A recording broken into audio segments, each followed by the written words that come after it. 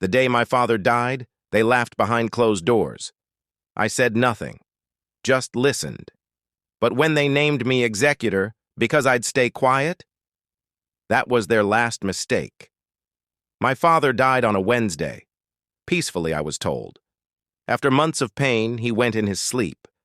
No dramatic gasps, no final words, just a gentle sigh, and then silence. I was halfway across the country when it happened.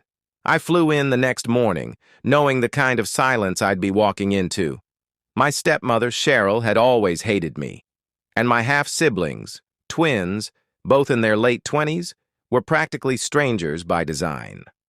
Dad remarried when I was 12. Cheryl made it clear from the beginning. I was a reminder, a leftover from a life before them. She won. They took the house I grew up in, replaced my photos, gutted the garage where my dad and I used to build model airplanes. I was 13 when he started choosing peace with Cheryl over fights for me. 14 when I stopped going on weekends. 16 when I stopped calling. We'd email, occasionally, short messages. You doing okay?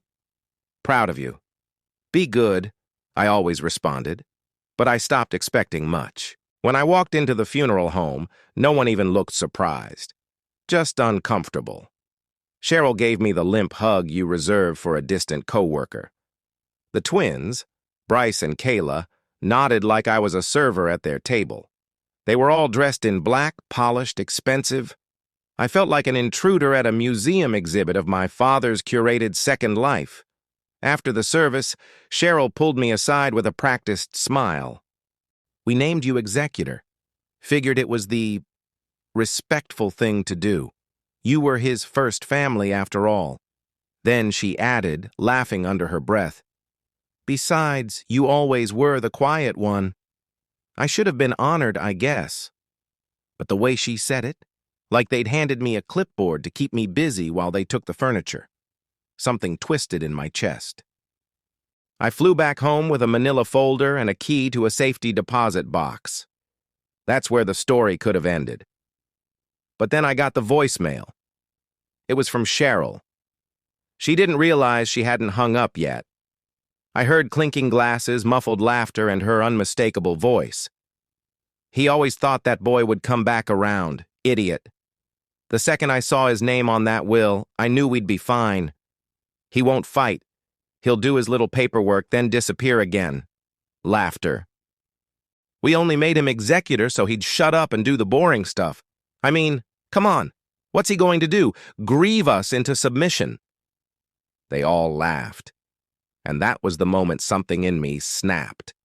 Not loudly, not with rage, just click.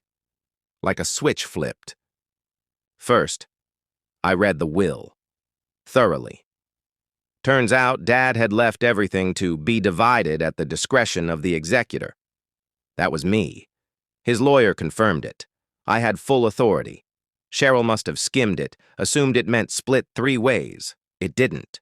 There was the house, valued at $1.3 million, a retirement fund, several investment accounts, 2 classic cars in pristine condition.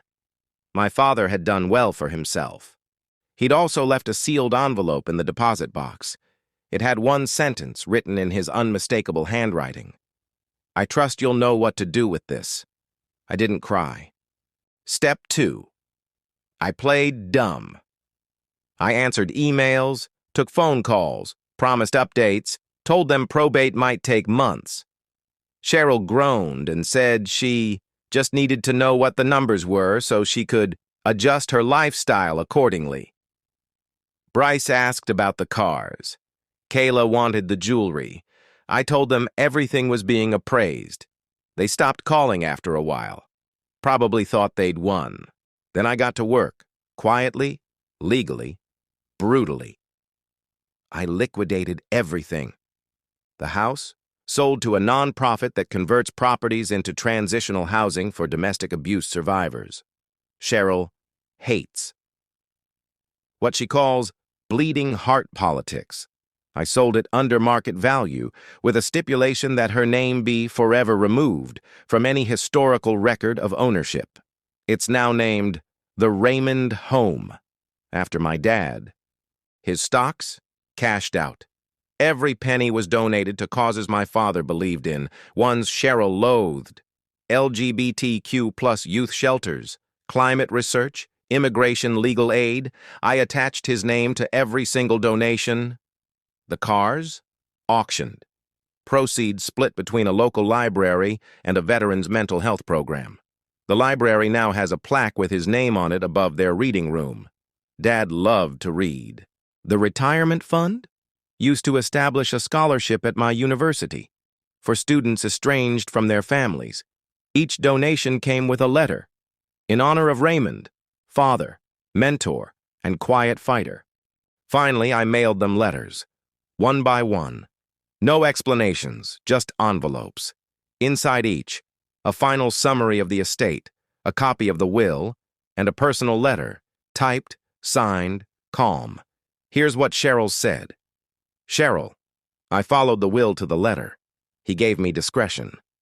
I used it. You always said I was quiet, that I'd never fight, that I was too soft. Maybe you were right. You raised your children to mock pain, to gloat in grief, to mistake silence for weakness. You raised a monster. I became one. Enjoy your lifestyle adjustment, the quiet one. It's been 6 months. I haven't heard from any of them. But I did get an email from the shelter that took the house. A woman wrote me thanking Raymond for giving her a safe place to start over. Her daughter had just taken her first steps in my old living room. I think Dad would have liked that. As for me, I'm doing fine. I kept nothing, not a cent, just the envelope and a photo of us building model planes when I was 10. They thought I'd stay quiet. I was just waiting for the right moment to speak. And when I did, I made sure it echoed.